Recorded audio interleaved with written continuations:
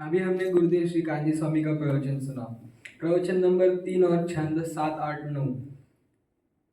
उसमें सातवां छंद से शुरू किया। इसमें तिरेंश गति का और नरक गति का दुख बताया। कबहु आप भयो बलहीन सबल करी खायो अति दिन, छेदन भेदन भूख प्यास बाहर वहन हिमा आतप त्रास। निगोद से निकलकर मन वाला हुआ तो उसमें कैसे दुख सहन किए, ऐसा इस छंद में कहा। कबहू आप भयो बलहीन हुआ और सबल प्राणियों के द्वारा खाया गया। उदाहरण दिया था कि हिरण का भाव दिया था। मिथ्या श्रद्धा मिथ्या ज्ञान और मिथ्या श्रद्धा मिथ्या ज्ञान द्वारा निगोद से निकलकर पंचेंद्रिय हुआ, वह दीनता के कारण सिंह के द्वारा खाया गया। ये हिरण निबल पशु है। इतनी जितनी सिंह में ताकत है, जितना बल है, उतना इस हिरण में नहीं है। तो ये बलहीन सिंह के द्वारा ये हिरण खाया गया। छेदन भेदन भूख प्यास, छेदा गया, भेदा यहाँ पर चित्र दिखाया था। भेदा गया मतलब बहुत टुकड़े टुकड़े करके काटा उसे। भूख प्यास, इन जानवरों को बहुत प्यास भूख लगती है। अभी किसी जानवर को खेत में या किसी में बांध दिया तो उसे अगर खेत के मतलब उसके मालिक को याद में नहीं रहा इसे कुछ खाने के लिए देना है, चराना है, तो वो ऐसे ही भूखा वहाँ पे बंधा हुआ रहता है। और फिर उसका बहुत दुख होता है, बहुत तड़पता रहता है। भूख अपने को भी अगर भूख लगे और अपने को टाइम पे नहीं मिला तो अपने को बेचैनी होती है। वैसे उस प्राणियों को भी बहुत उसका दुख होता रहता है। प्यास लगने पर अभी वो बंधा रहे और किसी को याद ही नहीं उसे प्यास पानी पिलाने की, तो फिर वो वैसे उसके लिए बेचैन होता रहता है, उसे पानी नहीं मिलता।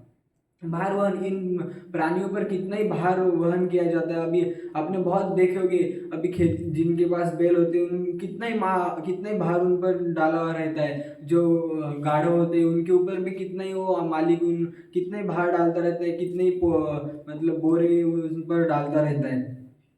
8वें छंद में बदबंधन आदि के दुख घने कोटि जीवते जातन बने, अति संक्लेश भावते मर्यो घोर शोभ्र सागर में पयो। धर्म को जाने बिना दुख ही दुख पाया। मनुष्य पर्याय में था तो किसी ने अपमान किया तो बहुत क्रोध आता था इसे, लेकिन अभी यहाँ पर तो कुछ भी कह नहीं सकता और कुछ भी नहीं कर सकता, चुपचाप से इसे दुख सहन करना पड़ता है।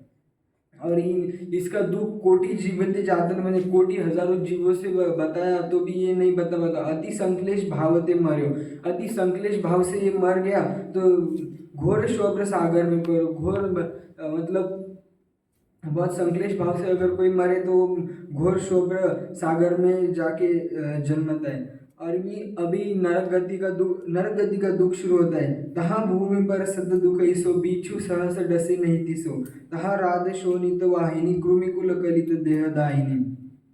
इस नरक की भूमि पर ये जाते ही उस भूमि से उस भूमि को स्पर्श करते इतना दुख होता है कि जैसे हजारों बिच्छुओं ने एक साथ काट लिया हो। बिच्छू सहस डसे नहीं दिसो, इतने सारे बिच्छू एक साथ डंक मारे, इतना दुख होता है। दहार दहार आदि शोनी वाहिनी कृमिकुल कलित देहदायिनी, वहाँ पे वैतरणी नाम की नदी बहती रहती है। उसमें बहुत खून और बहुत कीड़े वगैरह उससे भरी हुई होती है। और उसमें हमें असुर देव द्वारा उसमें उस नदियों में हमें डाला जाता है।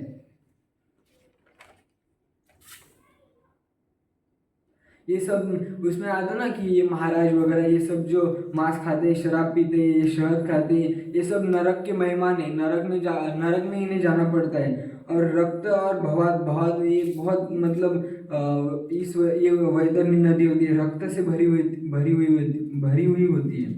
जय